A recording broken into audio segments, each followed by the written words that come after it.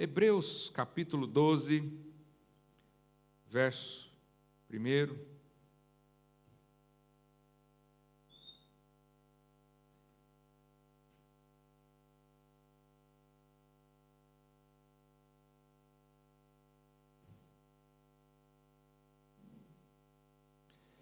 Hebreus 12, 1 diz: Portanto, também nós, visto que temos a rodear-nos tão grande nuvem de testemunhas, desembaraçando-nos de todo peso, diga todo peso, de todo peso e do pecado que tenazmente nos assedia, corramos com perseverança a carreira que nos está proposta. Fala aí para o seu vizinho, Deus preparou uma carreira para você. Fala para o do outro lado, para você também, há uma carreira proposta. Existe um caminho, existe uma vontade, existe um desejo de Deus para mim e para você, que Ele nos apresenta. E aí o escritor de Hebreus diz, vamos correr essa carreira. Olha a expressão correr. Correr significa que nós estamos com pressa, que nós queremos atingir o objetivo dessa carreira, que nós queremos nos livrar, ele diz, né? Livra do peso, livra do pecado, livra das coisas que seguram você e aprisionam você nesse mundo. Esse aqui não é o seu lugar, não é o nosso lugar. O Senhor já está preparando uma terra para nós. O Senhor está edificando uma cidade, a Bíblia diz que Ele é o arquiteto de uma obra grandiosa. E nós estamos indo para lá.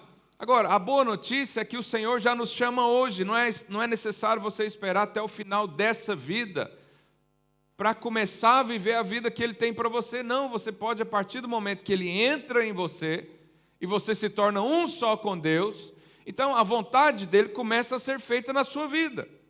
Mas olha a preocupação do escritor em dizer, corramos. Sabe, ninguém pode parar quem está correndo, é mais fácil você segurar quem está parado. Mas quem está correndo é preciso de uma força muito maior para segurar. Ele fala, corra com perseverança. Por quê? Porque vão haver situações para paralisar você. Vão haver situações ou outros caminhos que vão aparecer ao longo da rota. Mas se você estiver correndo, olhando para Ele, você não vai se desviar desse propósito. Então, nós precisamos saber disso. Qual é o propósito de Deus para mim? E é muito simples, está escrito isso. Não é preciso ter um curso de teologia para entender qual é o propósito de Deus para nós. Já está escrito aí. Não perca tempo orando, pedindo direcionamento acerca do seu propósito, da sua identidade. Está tudo aí, vai ler a palavra, vai perguntar a alguém que já sabe também. E já está escrito. Antes eu vivia no mundo, agora eu vivo para o Senhor. Antes eu buscava satisfazer-me no mundo, agora eu me satisfaço no Senhor. Antes a minha alegria no mundo, agora a minha alegria é em Deus. Antes eu servia o mundo, agora eu sirvo a Deus. É muito simples entender isso, mas o inimigo coloca um monte de questionamento. Porque é assim, não sei se é isso mesmo. O Senhor tem que me mostrar. Eu vou orar para o anjo com asas douradas, vir com um pergaminho na mão, e entregar na minha mão e dizer, eis que vai evangelizar. Não, já está escrito, não precisa. Jesus chamou Pedro, falou, Pedro, o que você sabe fazer da vida, filho? Ele disse, eu sei pescar. Então é isso que você vai fazer no reino. Jesus era muito prático nos seus ensinamentos. Ele viu uma pedra na construção, está vendo aquela pedra lá? Ela segura tudo. Pois é, eu sou igual àquela pedra. Sem mim você não pode fazer nada. Está vendo lá a videira? Olha, aquele ramo só tem fruto porque está ligado à videira. Pois é, eu sou a videira. Então, Jesus não quer fazer mistério nenhum para você entender qual é o seu chamamento. E ainda há hoje pessoas paradas. Você acredita nisso? Falei para o seu irmão, não é você. Então existe uma carreira proposta. Deus escreveu uma história para você. Eu gosto tanto do Salmo 139. Olha o que diz, Salmo 139, verso 16. Os teus olhos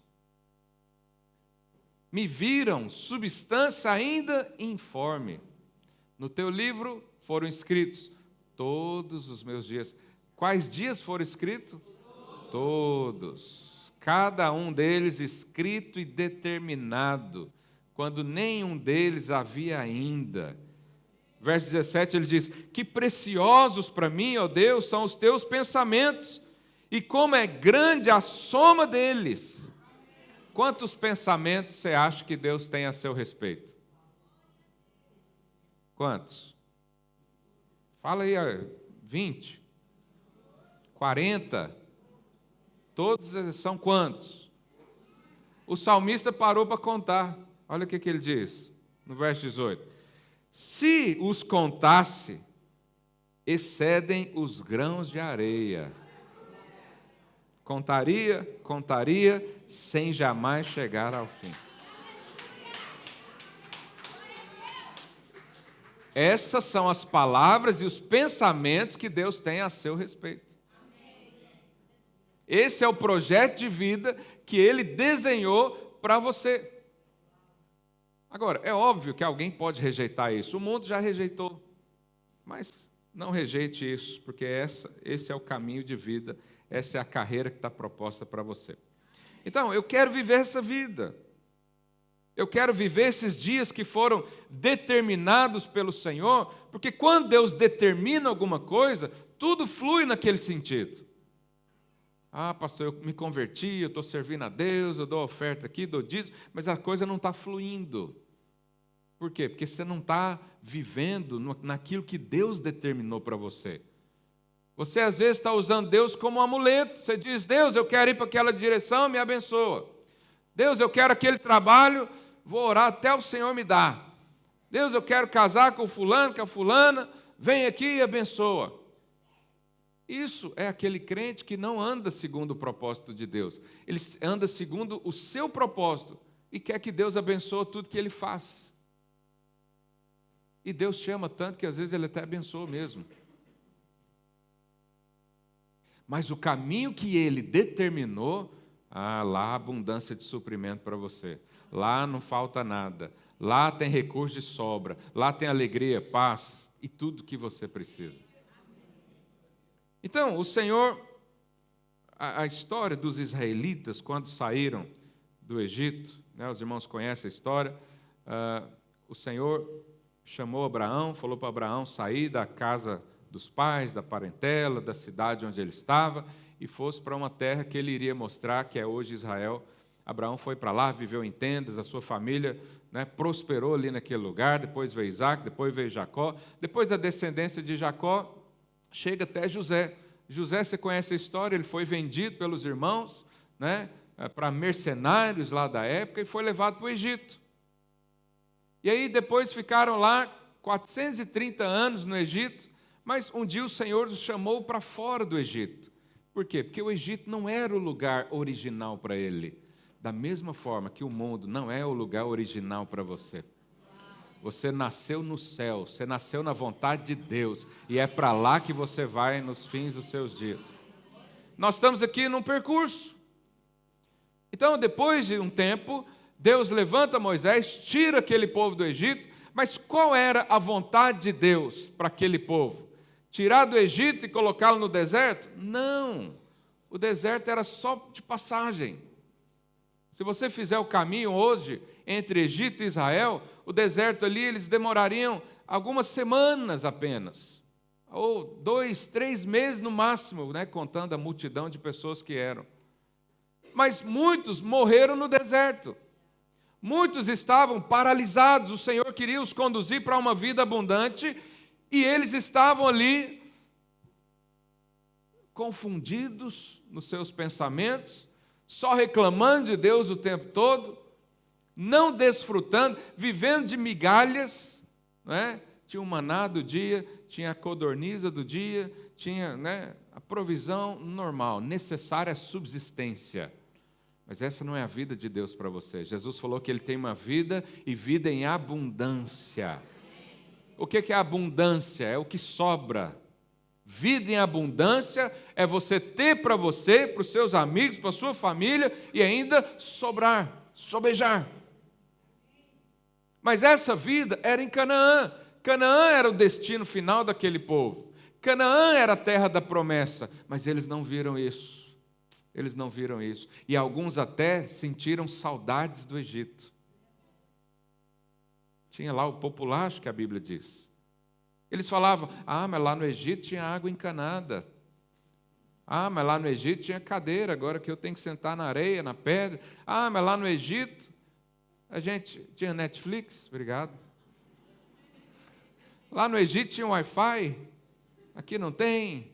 Começaram a reclamar. Dura coisa quando o povo reclama. A reclamação, um dia eu vou pregar sobre isso, mas traz tanta coisa ruim para você. Ficaram no deserto, morreram. E pasmem, há muitos crentes hoje, eles fazem parte de igrejas locais, eles estão, entre aspas, servindo a Deus, estão fazendo coisas para Deus, mas vivem como miseráveis no deserto. Você não vê alegria, você não vê paz, você não vê prosperidade, você não vê crescimento, multiplicação. O que está acontecendo? Será que é a palavra de Deus que está falhando? Ou é o irmão que não decidiu correr a carreira que está proposta? Se eu e você não corrermos a carreira que nos está proposta, o que sobra para a gente é escassez. É ficar no deserto, com a língua seca, morrendo de fome, de sede. Então, qual é a sua referência de vida? É o Egito ou é Canaã? É o mundo ou é o reino de Jesus? Então, quando dizem prosperidade, o que você lembra? Você lembra as coisas desse mundo ou você lembra o que a Bíblia diz sobre prosperidade? Quando fala de prazer, prazer para você, a referência está lá no mundo ou está no reino do Senhor? A satisfação está lá no mundo ou está no reino de Deus? Eu fico com tanta compaixão daqueles crentes que ficam ainda, confusos sobre isso. Porque a imagem que o mundo tem da igreja é que é um bando de povo sem graça. É que é o povo mais infeliz da face da terra. É aquele religioso que ele quer fazer um monte de coisa, não faz por causa da lei. E realmente, quem vive isso é miserável. Eu e você não fomos chamados para isso. Hoje eu desvio do pecado, não é porque a lei me condena, mas é porque eu encontrei algo melhor que o pecado. O pecado nos chama. Se você não estiver suprido em Deus, você vai acabar sendo suprido no mundo. Mas o suprimento maior, o prazer maior, a satisfação maior, a alegria maior, não é no mundo, é em Deus. Então nós somos o povo mais feliz da face da terra. Nós somos o povo mais suprido da face da terra. As nossas famílias são as mais abençoadas da face da terra. A nossa prosperidade é a que mais cresce aqui na terra. Só que a nossa referência não é o mundo. É o reino de Deus. É o reino de Deus. Então, muitos foram tirados do Egito, mas o Egito ainda não foi tirado do coração deles. Isso pode acontecer. Você se converte, o Senhor te chama, mas os seus olhos ainda ficam brilhando para as coisas desse mundo. Você saiu do Egito, mas o Egito está dentro do seu coração. Arranque ele hoje. Põe o Egito para fora. Eu não estou falando do país Egito, ok? É só naquela época era do diabo. Hoje, se tiver cristão lá, é do Senhor. Amém? Então, nós precisamos trocar esses objetivos. Antes eu vivia para mim mesmo, hoje eu vivo para Deus. Antes eu vivia uma carreira natural. O mundo dizia, eu tenho isso para você. Agora o Senhor apresenta outra coisa que é muito superior. O mundo tem um monte de coisas para você. E a gente conquista coisas do mundo e fica tão feliz. Imagina quando recebemos a coroa do Pai. Essa semana eu tive uma experiência assim. Eu vim do Brasil, fui formado lá. Eu fiz a universidade lá em São Paulo, e quando chegou aqui eu vi que meu diploma não valia para nada. Eu falei, amém, eu não preciso dele mesmo. E aí um irmão me incentivou ou me mostrou lá um caminho da DGS, que certifica diplomas, né, de quem é do exterior. E eu coloquei o meu lá, paguei um valor absurdo, só para eles olharem. E aí essa semana recebi o deferimento, né, então agora eu sou licenciado em Portugal, aleluia. E eu fiquei pensando, a gente sente alegria por coisa tão fútil. É ou não é? O que isso vai mudar na minha vida? Pergunta para mim se mudou alguma coisa na minha vida. Não. Mas a gente gosta disso. E aí eu fiz um paralelo pensando, falei, Deus, eu quero ser reconhecido nos céus. Da mesma forma que eu cheguei que não era nada e agora sou alguma coisa, lá nos céus eu quero ser reconhecido e aprovado também. Lá nos céus eu quero receber a coroa, o carimbo, dizendo, esse aqui é fiel, esse aqui respondeu, esse aqui viveu, esse aqui foi graduado celestialmente. É isso que nós precisamos. Se não tiver isso na nossa vida, depois quando chegarmos no que realmente a Bíblia chama de vida, que é a eternidade, nós vamos chegar lá como um bebê espiritual. Já imaginou isso? Você ter que começar tudo de novo lá, porque você perdeu tempo aqui. Aqui o Senhor já chamou você para trilhar a carreira, para ser um vencedor. Você sabe, o vencedor é alguém maduro. Como é que você vai reinar nas nações se você não tem essa maturidade? Não vai. Então, hoje é o dia da oportunidade. Hoje é o dia de eu falar, Deus, faz a tua vontade na minha vida. Eu quero fazer o que o Senhor designou para mim. Eu quero fazer o que o Senhor promoveu para mim. Eu quero fazer o teu chamado. Porque isso é que vale. As coisas desse mundo ficam por aqui. O dia que eu morrer, acabou. Não tem mais nada. Não vou levar título, não vou levar dinheiro, não vou levar conquistas naturais, não vou levar carro, não vou levar nada. Só os frutos que estiverem nas minhas mãos do tempo que eu servi o Senhor aqui. Pergunta aí seu vizinho, você tem frutos para levar para Deus naquele dia? Então, antes, você pescava peixe. Agora você foi chamado para pescar homens, mulheres, crianças, adolescentes, jovens, velhos. Então Jesus está chamando para você continuar trabalhando, agora para Ele, agora num novo prisma, numa nova visão, também numa nova recompensa, porque o mundo não recompensa você. Sabe, quando você recebe uma recompensa do trabalho, pode ver que tem alguma coisa por trás aí. Vou aumentar o seu salário, você vai trabalhar o dobro, mas tudo bem, é assim mesmo, essa é a vida. O mundo não tem recompensas para você. O prazer do mundo é muito pouco. Dura pouco tempo e depois já vem logo uma depressão. É horrível. Mas você sabe, há muitos crentes que estão parados, saíram do Egito, mas não entraram ainda em Canaã. Canaã significa vida abundante. A vida abundante do Senhor para nós é Canaã. Canaã, então, é a vontade de Deus. Lá é o nosso destino. Lá está o nosso recurso. Lá está o nosso chamado. E é para isso que nós vamos viver. Então, há muitas pessoas paradas. E hoje eu quero ajudar, caso seja, né, a sua situação, sem direção. Agora, por que as pessoas estão paralisadas? Há alguns motivos que nós falamos durante essa semana. A primeira delas é quando a pessoa diz, eu não sei o que fazer. Não sei o que fazer. Então eu quero ler um texto que mostra pelo menos uma ou duas atribuições para você fazer. E você pode começar hoje. Amém? Quem quer ouvir? Amém. Aleluia. Vamos ler então o Evangelho de Lucas, capítulo 9, verso 1. Olha o que diz a palavra. Tendo Jesus convocado os 12, deu-lhes o que, irmãos? Poder e autoridade sobre alguns demônios. Sobre os demônios mais pequenos, os mais fracos, Os que falam português.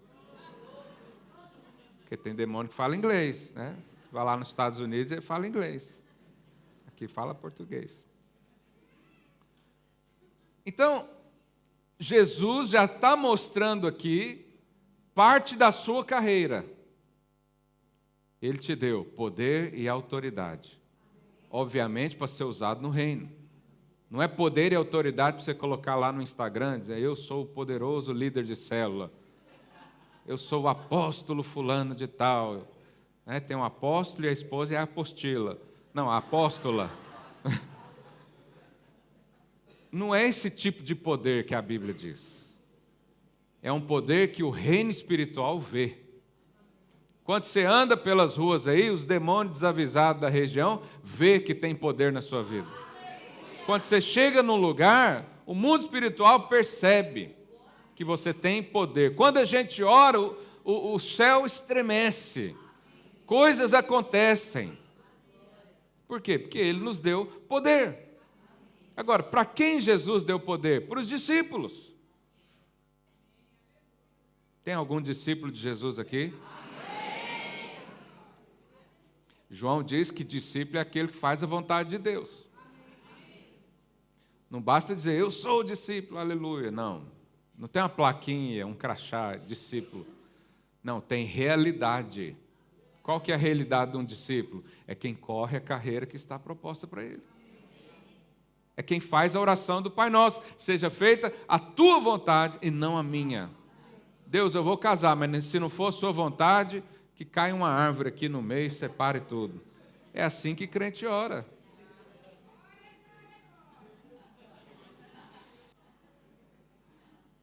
Por quê? Porque às vezes a vontade de Deus não é bem o que você quer. Ou o que você quer não é a vontade de Deus. Isso também acontece. Eu me lembro que quando eu cheguei em Portugal, já era um pouco difícil arrumar casa. Isso foi em 2017. E aí eu arrumei uma casa lá em... Como é que é o nome daquilo? Lumiar.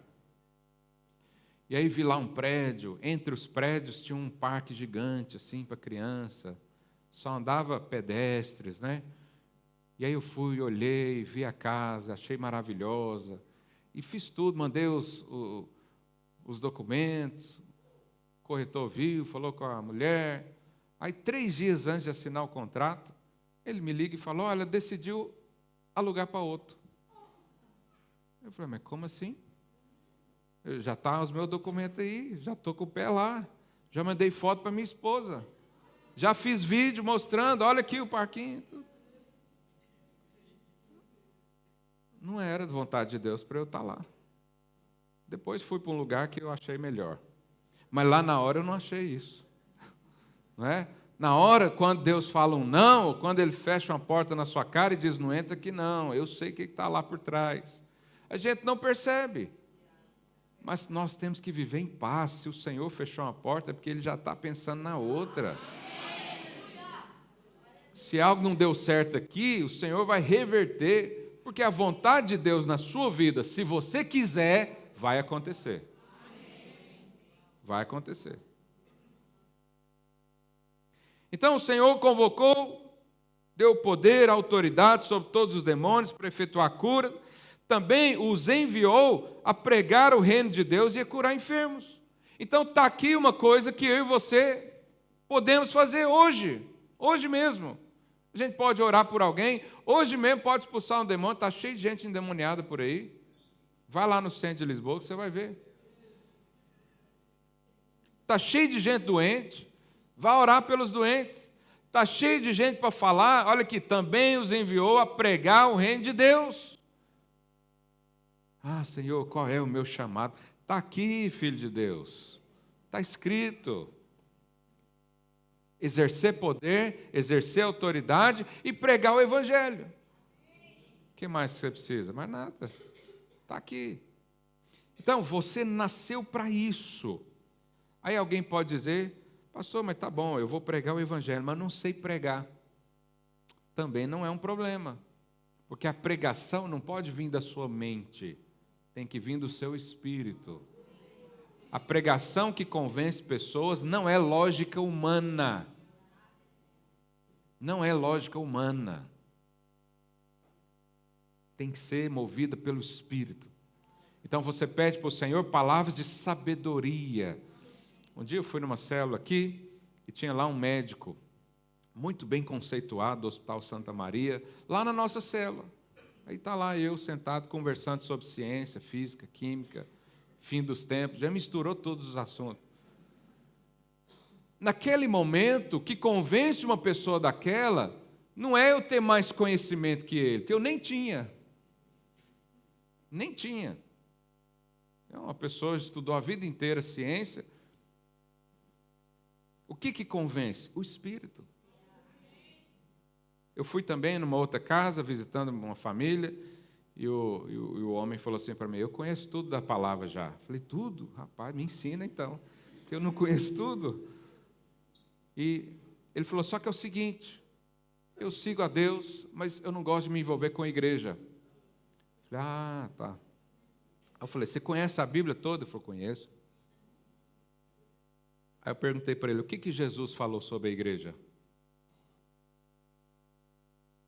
Ele, não, essa parte eu acho que eu não li ainda.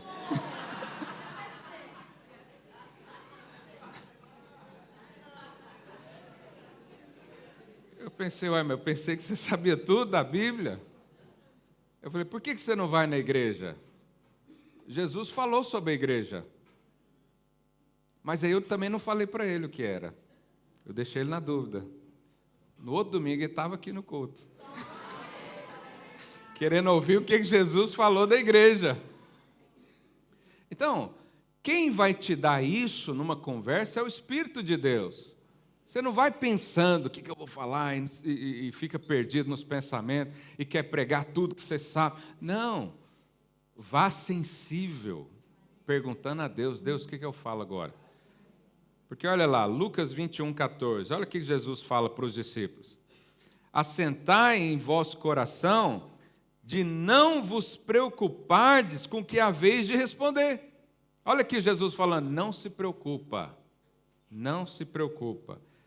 Verso 15, porque eu vos darei boca, eu vos darei sabedoria, e não poderão resistir, nem contradizer todos quantos se vos opuserem. Então, quando você está cheio de Deus, cheio de Cristo, você vai falar, o outro vai ficar calado. Em algum momento vai entrar uma palavra ali que vai trazer uma consternação nos pensamentos, uma bagunça no pensamento, vai driblar a lógica humana da pessoa, porque lógica por lógica a gente normalmente perde. Porque as pessoas têm muitos argumentos. Como eu e você não somos treinados para isso, nós somos treinados para falar do reino, para manifestar poder. Paulo falou a uma igreja, olha, eu não vim aqui com demonstração de persuasão, de sabedoria, não. Eu vim aqui para mostrar poder. Tem algum enfermo aqui? Eu vou orar, quero ver algum médico explicar o que é isso. Então nós fazemos isso, nós somos chamados para isso. Não pense que esse chamado é só para pastores. Não é. É para todo discípulo de Cristo. É para todo filho de Deus. É para todo homem e mulher que se dobra lá de joelhos na sua cama e pede ao Pai. São para esses. Então, não se preocupe, fale do seu testemunho, fala das coisas que já aconteceram na sua vida, fala da alegria que você tem, fala da paz que você tem. Certa vez uma pessoa foi curada por Jesus e as pessoas perguntaram para ele, quem te curou? Ele diz, olha, eu não sei quem me curou, eu sei que eu era cego e agora eu vejo. Tem testemunho mais poderoso do que esse? Ó, eu vivi em depressão, agora eu estou feliz. Ó, minha família era destruída, agora está todo mundo junto. Agora a gente consegue sentar na mesa e conversar. Olha, era cada um para um lado, agora o Senhor está me dando vida. Antes eu não tinha perspectiva, pensava em morte todo dia, agora eu estou ajudando o outro que está pensando isso. Ah, mas o que aconteceu? Não sei, só sei que eu era daquele jeito e agora sou assim. É muito simples falar do reino de Deus na sua vida, porque você vive aqui. Você já vive, já foi instruído na palavra, pelo menos na sua própria vida. Então aquilo que você recebeu, você já pode dar. E o que eu não recebi? Pode dar também. Alguém já estava enfermo e orou por outro ser curado? Paulo diz isso, olha, tem um espinho na minha carne aqui, já orei 3 vezes, não saiu. Então, vamos embora. A gente não sabe se era uma doença, uma condição natural, mas eu fui chamado para isso. Deus me deu poder e autoridade. Vai lá, cura demônio. Oh, cura demônio não. O demônio não é curado. Cura doente, expulsa demônio, prega o reino, fala da Nova Jerusalém. Né? Agora com essa guerra, está todo mundo falando do fim dos tempos, né? Muitos pastores alarmistas, eu não gosto muito disso. Cuidado, não sei o quê. Tal. Eu creio na palavra, eu creio que o tempo está sendo abreviado, eu creio nisso. Mas eu não estou esperando as tragédias, eu estou esperando Jesus. A tragédia vai acontecer. Aleluia. Eu estou olhando para Jesus. Não tem que olhar para a tragédia, tem que olhar para Jesus. Ah, pastor, mas se eu começar a servir a Deus, eu vou ter uma retaliação do inimigo. Tem gente que pensa o seguinte: eu estou no meu canto, o inimigo está no dele. A hora que eu começar a falar de Jesus, ele vem me afrontar. Não, meu amigo. Ele já está roubando, matando e destruindo você desde quando você nasceu. Não é porque agora você vai alistar no exército de Cristo, agora que você vai para a guerra. Não, você já nasceu na guerra. Você já nasceu no conflito. Você às vezes não sabe que está. Mas quando a luz de Deus vem, você começa a ver e fala: misericórdia, eu preciso desse poder e essa autoridade. Então, o inimigo já veio para o crente e para o descrente. Jesus falou: o inimigo está aí, o ladrão está aí, para fazer essas atrocidades todas. Então, eu preciso pensar nisso. Primeiro, eu já estou no meio da guerra. Então, qual que é a coisa mais sensata a fazer nesse momento? Ficar do lado de quem vai ganhar. Sim ou não? E você está do lado de quem vai ganhar. Por que Deus vai ganhar? Primeiro, porque não tem nenhum poder comparado a Ele. Segundo, porque já está escrito. Já está escrito que nós vamos vencer. Já está escrito que vamos reinar pelos séculos dos séculos. Já está escrito o fim de Satanás. Não tem outra opção para ele, é só perder. Já está escrito que se um inimigo vier contra você, por 7 caminhos ele fugirá. Ele vai ser despedaçado. Por quê? Porque você tem poder e autoridade.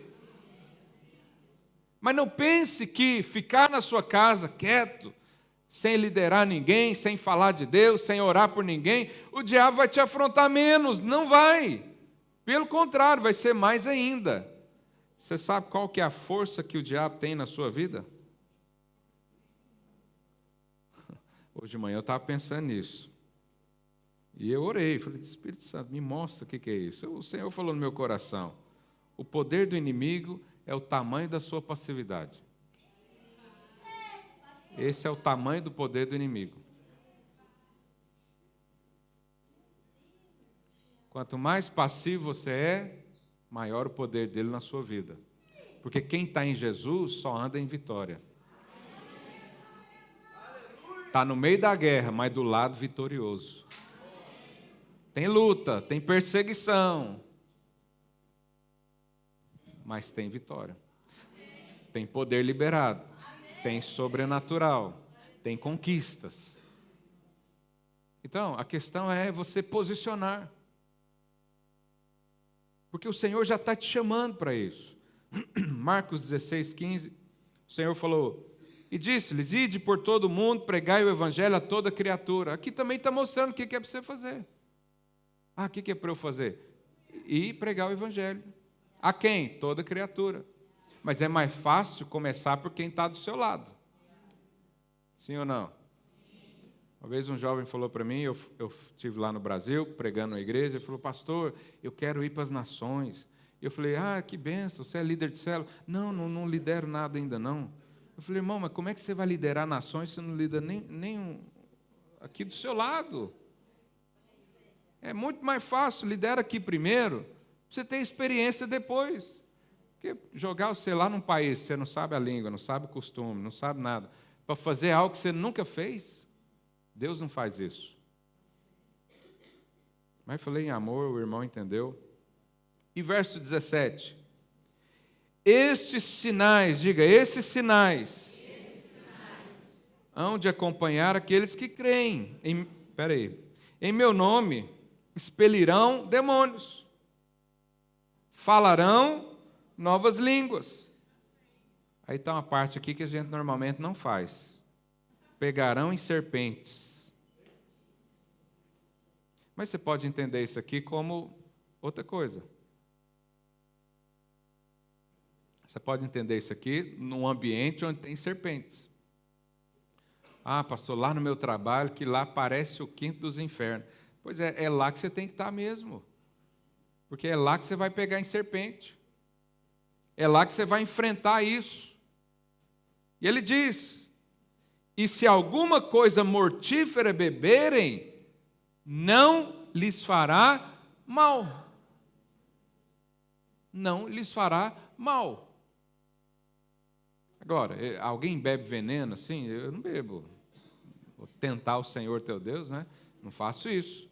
Mas se um dia alguém fizer para me prejudicar, Jesus está falando, não vai ter problema. Se um dia o inferno levanta com um plano de destruir minha vida, porque eu estou fazendo a obra de Deus, Jesus fala, não vai ter problema. O inimigo vai levantar para cair. Se impuserem as mãos sobre os enfermos, eles ficarão curados. Então, que medo é esse de retaliação? Para quem serve Jesus, tem que ter medo, sim, aquele que fica preso dentro da sua casa, esse tem que ter medo.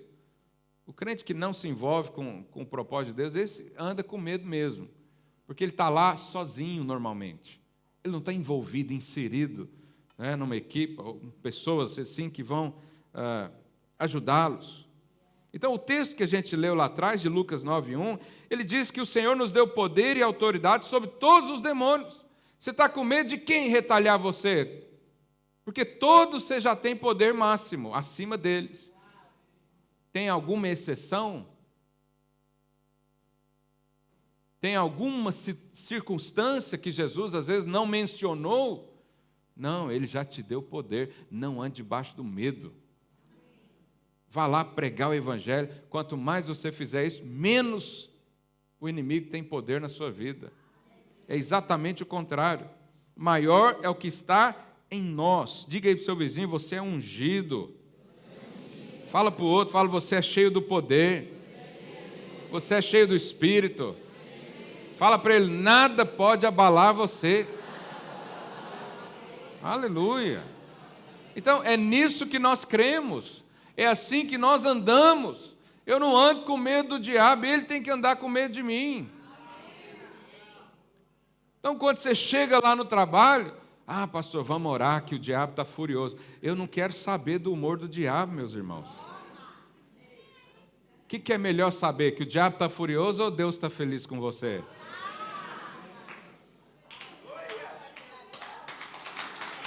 Se Deus está feliz comigo, eu quero lá saber do outro. Se eu tenho favor diante de Deus, eu vou me importar com o que o outro está planejando para mim, ele que faça o que ele quiser. Eu estou aqui junto com o Senhor, eu estou com o Senhor das guerras, eu estou com o Senhor dos senhores. Mas muitos têm estado afrontados. Aconteceu isso com Saul. Você tem noção do que é Saul com seu exército poderoso, porque era o povo de Deus, sendo afrontado 40 dias por um gigante? 40 dias. Estava lá o Golias perguntando, tem algum homem aí? Davi, um jovenzinho, entre 14 e 15 anos, levantou e falou, quem ele pensa que é? Quem é esse incircunciso que está afrontando o exército do Deus vivo? Saul estava lá. Saul aponta para o crente perdedor. Davi é o crente vencedor. Davi não tinha estatura, não tinha formação militar, mas ele tinha fé em Deus.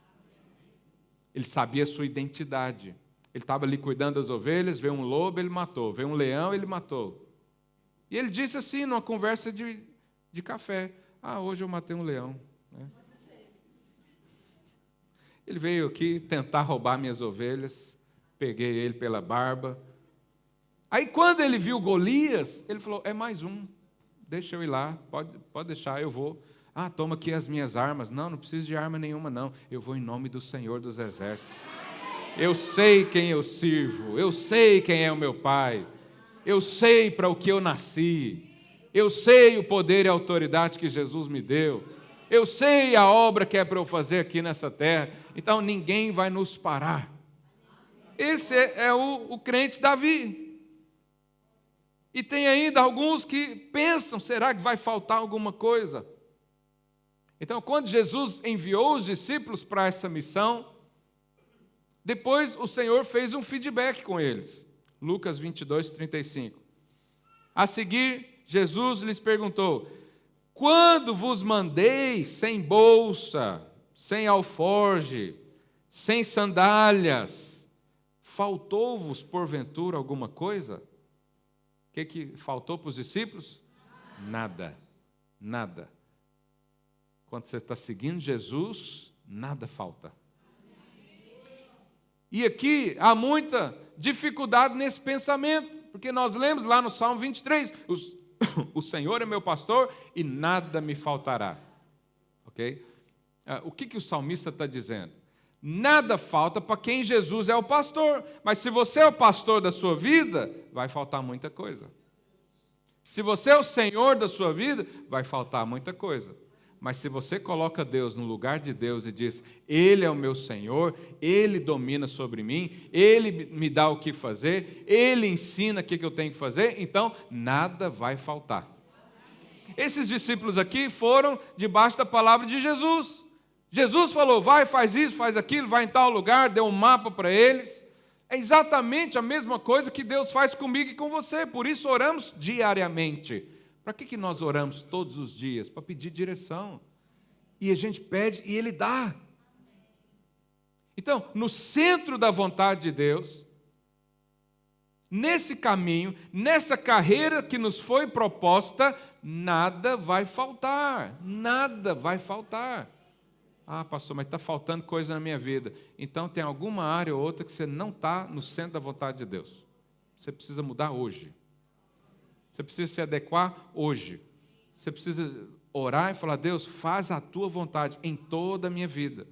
Não é só no meu relacionamento, não é só na minha vida financeira, não é só no meu trabalho, não é só no casamento, não é só na família, não é só no ministério, é em tudo.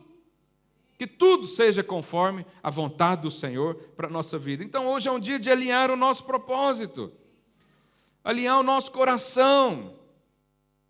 Há alegria no propósito, há unção no propósito. Quando você vai fazer alguma coisa que Deus não mandou, não há unção. Quando você quer fazer uma obra diferente, com materiais diferentes, não há unção, não há vida, não há segurança. As nossas obras um dia vão ser julgadas. E a Bíblia diz que há obras que são feitas com madeira, palha e feno. Essas obras, elas não foram feitas debaixo da direção de Deus, porque Deus não faz obra de madeira. Deus não faz obra para mostrar para alguém. Deus não faz obra de qualquer forma, de qualquer jeito. Ele tem os materiais dele, ouro, prata e pedras preciosas. Essas aí, quando passar o fogo, não destrói, só purifica mais ainda. Isso mostra as obras que nós estamos fazendo. A minha obra é madeira, palha e feno, é aquilo que eu consigo fazer. Eu consigo produzir uma madeira, corta a árvore lá e faz a madeira. Eu consigo produzir a palha, eu pego lá o restante de coisa, mas ouro eu não consigo. Prata eu não consigo. Pedras preciosas, só Deus, o Criador do universo, é que fez. Então isso aponta para o estilo de vida que eu vou viver. Eu, mais uma vez, digo, quero ser aprovado pelo Senhor. Por isso nós estamos todos os dias falando, Deus, qual é a tua vontade hoje? O que é para eu fazer hoje? Qual que é a palavra que vai sair da minha boca hoje? Quem eu vou visitar hoje? Quem eu vou orar hoje? Quem eu vou curar hoje? E hoje, então, é um dia de alinhamento. Se você estiver no propósito, Nunca vai faltar nada. Nada. Por que há muitos crentes que não prosperam? Porque o seu dinheiro não está no propósito de Deus. O seu dinheiro está para servir você mesmo. O dia que ele estiver no propósito, vai sobejar, vai multiplicar. Tiago fala isso. Olha, vocês não têm porque não pede. Mas quando pede, pede mal, para esbanjar os seus próprios prazeres. Em outras palavras, para usar para você mesmo. Seu dinheiro, irmãos, Deus te deu para você ser um mordomo. O que é um mordomo? Eu cuido dele, mas ele é de Deus. O que Deus falar para eu fazer com o meu dinheiro, eu faço. Porque não é meu, é do Senhor. Agora, tem gente que fala, não, é meu, eu trabalhei, eu suei, foi a força do meu braço, é meu. Então fica com o que é seu. Mas não reclame se isso acabar. Porque se é seu, Deus não pode interferir. Deus quer que você peça. Sabe, nesse dia eu quero orar então por isso. Por esse alinhamento na nossa vida. Porque eu quero ser aprovado por Deus. Quero que você seja também. E a Bíblia já nos dá o caminho. A palavra de Deus já está aqui muito clara para nós. Não precisa de interpretação. Eu não interpretei nada hoje. Não falei nem o nome do grego hoje. Está escrito, está explícito o desejo de Deus para nós. Que eu e você façamos aquilo que Jesus nos apresentou, a carreira que nos está proposta. Deus já colocou algo no seu coração. Você precisa apenas falar, Deus, eis-me aqui. Eis-me aqui. Alguém quer fazer isso nessa manhã? Amém. Alguém quer um alinhamento no seu coração, na sua vida? Os irmãos do louvor podem subir aqui. Feche os olhos aí no seu lugar. O que Deus está falando com você agora? Com certeza Ele está te trazendo palavras de vida. Com certeza Ele está te mostrando coisas. Com certeza Ele está aí mostrando o caminho. Ele está aí relembrando coisas que Ele já te falou lá atrás. E às vezes você está um pouco fora desse propósito. Hoje é um dia de alinhamento. Hoje é um dia de você dizer, Senhor, faz a Tua vontade na minha vida. Eu não quero viver para mim mesmo. Eu não quero que a minha vida seja para mim mesmo.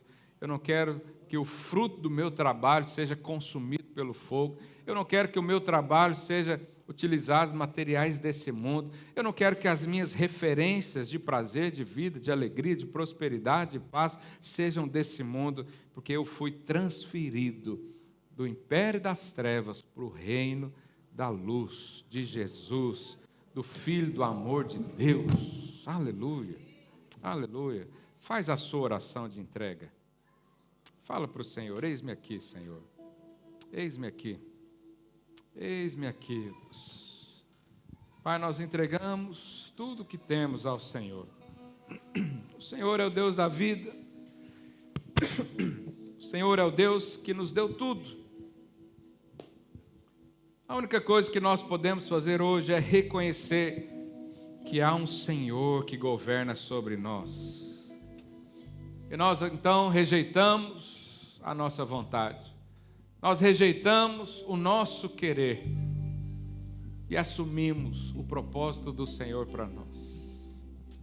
Oh Deus, traz revelação do chamado, traz revelação da carreira que está proposta para nós. Traz a revelação de quem nós somos no Senhor. No Senhor, ó Deus, nós queremos viver. Para o Senhor é a nossa vida. Se você quer responder isso mais intensamente, como uma forma de acenar para o Senhor, fica de pé no seu lugar. Levante do seu lugar como quem tem poder e autoridade.